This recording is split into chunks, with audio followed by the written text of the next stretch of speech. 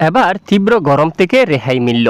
বৃষ্টিপাত শুরু হলো দেশের বেশ কিছু এলাকা জুড়ে। গতকাল রাতে পশ্চিমবঙ্গের সবটুকু জেলায় কালবৈশাখী বজ্রসহ বৃষ্টিপাত ঘটিয়ে ইতিমধ্যে ধীরে ধীরে প্রবেশ করতে করতে শেষ পর্যন্ত দক্ষিণের উপকূলীয় অঞ্চলে চলে আসছে। গতকাল রাতে খুলনা বিভাগের বেশ কিছু এলাকায়, বরিশাল বিভাগে এবং ঢাকা বিভাগের অনেক অঞ্চলে, রাজশাহী বিভাগের দক্ষিণের বেশ কিছু এলাকা জুড়ে প্রচণ্ড আকারে কালবৈশাখী বজ্রসহ বৃষ্টিপাত দেখা গেছে। ইতিমধ্যে গোটা বাংলার বেশ কিছু এলাকায় আকাশকে মেঘলা করে রেখেছে। ইতিমধ্যে দেখুন ময়মনসিংহ এবং রংপুর এবং রাজশাহী বিভাগের সবটুকু এলাকায় মেঘলা আকাশ রয়েছে এবং ঢাকা বিভাগের বেশিরভাগ এলাকায়, কুমিল্লা থেকে শুরু করে খুলনা, বরিশাল, চট্টগ্রাম বিভাগের বেশ কিছু এলাকায় মেঘলা আকাশ, সাথে কিছু কিছু এলাকায় ঝিরিঝিরি বৃষ্টিপাত হচ্ছে, কিছু কিছু এলাকায় বজ্রপাত, আবার কোথাও কোথাও কালবৈশাখী এবং কিছু কিছু এলাকায় বজ্রপাত হতে দেখা যাচ্ছে। ইতিমধ্যে কালবৈশাখী মেঘ সমুদ্র অঞ্চলে প্রবেশ করে গেছে। আজ মূলত দুপুরের আগে চট্টগ্রাম বিভাগের উপকূলীয় অঞ্চলে কালবৈশাখী কিছু কিছু স্থানে এবং কিছু কিছু স্থানে হালকা মাঝারি বজ্রসহ বৃষ্টিপাত থাকার প্রবল সম্ভাবনা দেখা যাচ্ছে। তো আজ ও আগামীকাল পরবর্তী 24 থেকে 48 ঘন্টায় এবং 72 ঘন্টায় কোন কোন এলাকায় বৃষ্টিপাতের সতর্কতা রয়েছে জানতে হলে ভিডিওটি সম্পূর্ণ দেখুন। ভালো লাগলে লাইক করুন। সবার আগে গুরুত্বপূর্ণ আবহাওয়ার খবর পেতে চ্যানেলটি সাবস্ক্রাইব করে পাশের বেল বাটনে ক্লিক করে রাখুন। আর ভিডিওটি কোন জেলা থেকে আপনি সরাসরি লাইভ দেখছেন অবশ্যই কমেন্টস করে জানিয়ে দেবেন।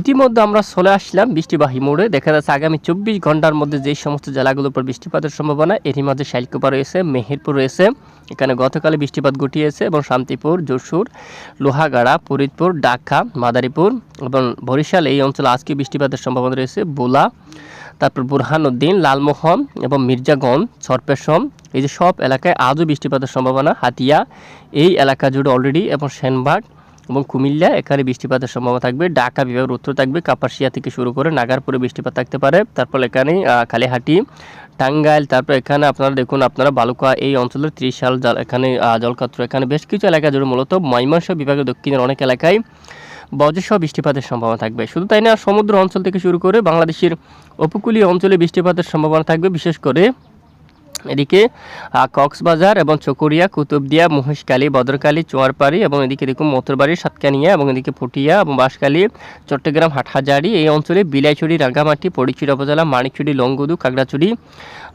লামা, আলীকদম, তানসি সব এলাকা জুড়ে মূলত বজ্রসহ বৃষ্টিপাত থাকতে পারে। আগামী 24 ঘন্টার রিপোর্ট, এখানে কালবৈশাখী আকার নিয়ে প্রচণ্ড আকারে ঝড় বৃষ্টিপাতের সম্ভাবনা থাকবে। এবং বৃহস্পতিবার 9 তারিখে যে আপডেট উঠে আছে, ভারতের উপর বেশিরভাগ অঞ্চলে কালবৈশাখী মেঘ তৈরি হতে পারে, বজ্রসহ বৃষ্টিপাত থাকতে পারে। রাঞ্চির উপর দেখুন, ধানবাদ এই অঞ্চলে, এবং এখান থেকে কিছুটা প্রভাব ফেলতে পারে পশ্চিমবঙ্গের উপরেও, এবং এখানে কলকাতা থেকে শুরু করে এখানে দক্ষিণে অনেক অংশে বৃষ্টিপাত থাকার সম্ভাবনা। কলকাতা, কোলাঘাট, হালদিয়া, জলসার উড়িষ্যা এলাকায় এবং এদিকে শিবনগর, সাতক্ষীরা এবং দক্ষিণের উপকূলীয় অনেক অঞ্চলে বজ্রবিদ্যুৎ সহ বৃষ্টিপাত এবং সমুদ্র অঞ্চলে আসতে পারবে, তাই জেলেবাইরা একটু সাবধানতা অবলম্বন করবেন। আগামী কয়েকদিন দেশের উপর কালবৈশাখী থাকছে, তো প্রচণ্ড ঝড় বাতাস কিন্তু থাকতে পারে। কালবৈশাখী ঘন্টায় 80 থেকে 90 কিলোমিটার বেগে কালবৈশাখী তাণ্ডব চালাতে পারে বেশ কিছু অঞ্চল জুড়ে।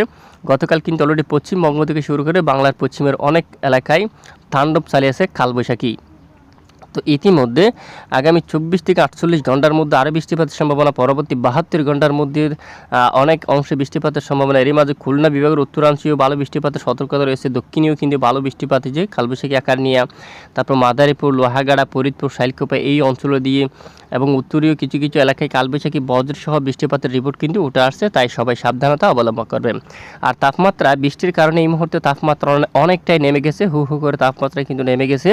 এক ধাক্কায় তাপমাত্রা দেখুন বাংলার সর্বোচ্চ এলাকায়, এখানে বেশ কিছু এলাকায় তাপমাত্রা থাকতে পারে প্রায় 32 ডিগ্রি সেলসিয়াসের ঘরে, এবং পশ্চিমবঙ্গের সবটুকু জেলায় 35, 33, 34, এখানে ধানবাদ এবং পুরুলিয়ার দিকে একটু 36 থাকতে পারে, তবে জামশেদপুর এবং খড়গপুরে এসে 34 থেকে 37 তাপমাত্রা থাকতে পারে।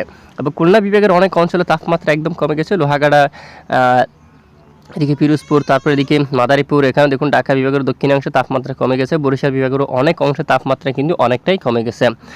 সেটা দেশের পূর্ব অঞ্চলে 31-32 ডিগ্রি সেলসিয়াসের তাপমাত্রা থাকবে, তাপমাত্রা থাকলেও কিন্তু অনেকটাই ঠান্ডা পরিবেশ বজায় থাকার সম্ভাবনা রয়েছে। ইতিমধ্যে দেশের কোথাও জড়ো বাতাস চালু নেই। আর যদি একটু আমরা বায়ুমোড়টিকে দেখি, বঙ্গোসাগর কেমন বায়ুচাপটা আমরা যাচ্ছি, আজ সর্বোচ্চ হাওয়ার দাপট যদি দেখি, এই অংশে কিছুটা হাওয়ার দাপট থাকতে পারে খুলনা, বরিশাল এখানে, এরপরে সেটি কিন্তু কেটে যেতে পারে মূলত। এছাড়া এদিকেও দক্ষিণ উপকূলীয় অথবা সমুদ্র অঞ্চলে কিছুটা জড়ো বাতাস, এই হচ্ছে কালবৈশাখী রূপ নিয়ে, এখানে কিছুটা জড়ো বাতাস থাকার সম্ভাবনা। তবে সমুদ্র এই মুহূর্তে নিরাপদ, উত্তাল পরিবেশ সমুদ্র বুকে নেই, বঙ্গোসাগর একদম নিরাপদ রয়েছে, কোনো ধরনের ঘূর্ণিঝড়, নিম্নচাপ, লঘুচাপ নেই। যদি পরিবর্তন আসে জানাবো, সঙ্গে থাকবেন। এই হচ্ছে আজকের আবহাওয়া রিপোর্ট। এতক্ষণ সঙ্গে থাকার জন্য ধন্যবাদ।